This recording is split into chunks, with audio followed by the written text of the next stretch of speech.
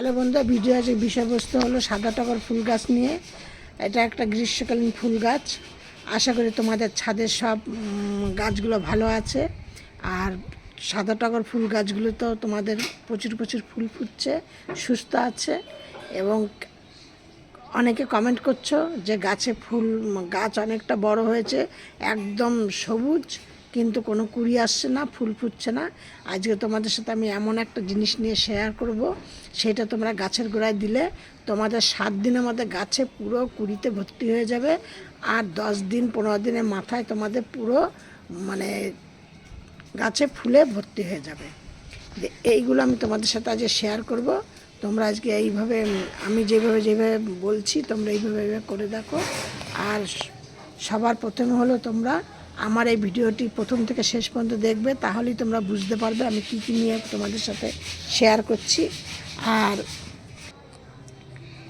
এবার এর কিন্তু অনেক কিছু কারণ আছে। তোমাদের গাছের জলের ব্যবস্থাটা ঠিক রাখতে হবে। আর এই গাছে কিন্তু প্রচুর পোকা হয়, লেদা পোকা। এই দেখো আমার এই গাছে মনে হয় লেদা পোকা হয়েছে, তা না হলে কেন এই দেখো পাতাগুলো কেমন ফুটো ফুটো করে দিয়েছে। এরকম কিন্তু ফুটো ফুটো লেদা পোকায় করে দেয়। এবার তোমাদের সাথে আমি যেটা শেয়ার করছি সেটা হলো তোমরা একদম গাছকে বুঝে বুঝে জল দেবে। জলটা একদমই বেশি দেবে না, কারণ জল যদি জমে যায় তাহলে কিন্তু শেকড় পচে যাবে, আর পাতা হলুদ হয়ে যাবে, কুড়ি হলুদ হয়ে ঝরে যাবে, আর ফুল কিন্তু বেশি ফুটবে না। এবার তোমাদের সাথে আমি যেটা বলছি সেটা তোমরা ভালো করে মন দিয়ে শুনবে।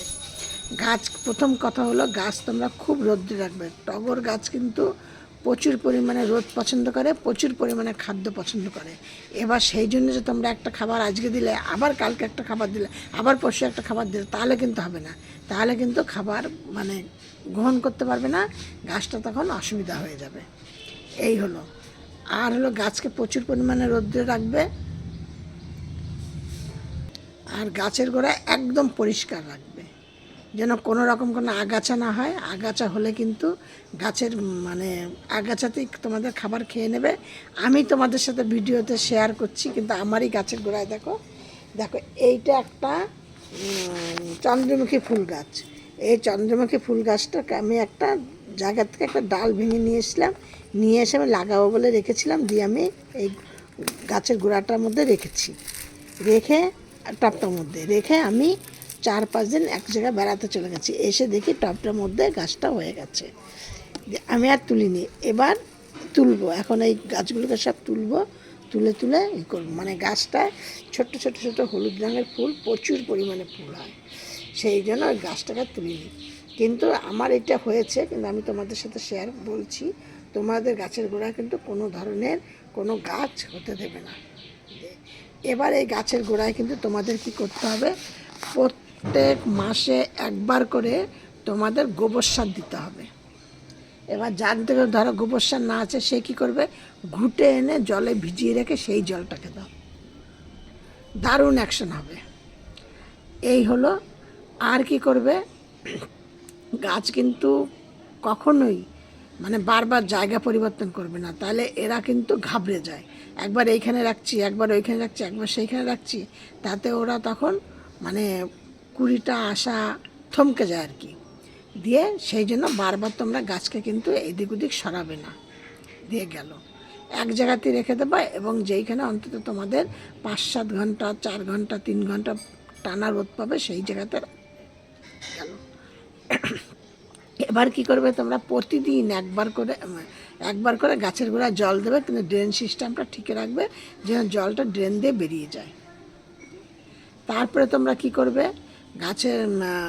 গাছের গোড়ায় ওই গোবর সার অথবা ঘুঁটেটা দিলে, তারপরে তোমরা তারপরে সপ্তাহে 1 দিন করে দেবে কি, তোমরা ওই এপসা সল্ট জলের মধ্যে ভিজিয়ে রেখে সেটাকে গুলে নিয়ে গাছের গোড়ায় দিয়ে দেবে। কেন গাছের গোড়ায় সেটা দেবে, এপসা সল্টটা দিলে কি হয়, গাছের পাতা যে নেতিয়ে যায়, কারণ এখন রোদ উঠে গেছে, এরা গ্রীষ্মকালীন ফুল গাছ, এরা কিন্তু দিনের বেলায় দেখবে গাছের পাতাগুলো কেমন ঢলা ঢলা হয়ে যায়। ওই জন্য তোমাদের কি করতে হবে, এপসা সল্টটা কিছুটা জলের মধ্যে ভিজিয়ে রেখে সেই জলটাকে গাছের গোড়ায় দিতে হবে। দিয়ে এটা কিন্তু সপ্তাহে 1 দিন দেবে। ধরো এই 1 চামচ এপসা সল্ট নিয়ে তারপর তুমি গাছের গোড়ায় 2-3টে গাছের গোড়ায় দিয়ে দিলে, এইটা কিন্তু সপ্তাহে একদিন করবে, আর মাসে একদিন করে গোবর সার দেবে, মাসে একদিন করে নিম খোল দেবে। এবার গোবর সারের সাথে নিম খোলটা মিশিয়ে দেবে, কারণ গোবর সার দিলে কিন্তু প্রচুর পরিমাণে গাছের গোড়ায় কিন্তু কেল্লাই হয়। এই জন্য গোবর সারের সাথে নিম খোলও মিশিয়ে গাছের গোড়ায় দিতে পারো। এবার তোমাদের সবার শেষে বলছি কি জিনিসটা দিলে তোমাদের গাছে প্রচুর পরিমাণে ফুল করি আসবে। Coffee powder. এবার তোমরা একটা 2 টাকা দামের কফি পাউডারের প্যাকেট নাও। কফি পাউডার 2 টাকা দামের প্যাকেট নিয়ে তার অর্ধেকটা গাছে করে এমনি ছড়িয়ে দাও, দিয়ে গাছে জল দিয়ে দাও। আর অর্ধেকটা তুমি পরের দিনকে আবার জলের মধ্যে গুলে নিয়ে গাছের গোড়ায় দিয়ে দিলে। একটা গাছের জন্য 2 টাকা, আর একটা প্যাকেটেই সাফিসিয়েন্ট। তোমরা শুধু এইভাবে গাছকে যত্ন করো, দেখবো প্রচুর পরিমাণে আমার মতো এরকম প্রচুর ফুল পাবে, প্রচুর। তা আমি সকালবেলা সব অনেক ফুল তুলে নিয়েছি, নিয়ে আমি পুজো করেছি।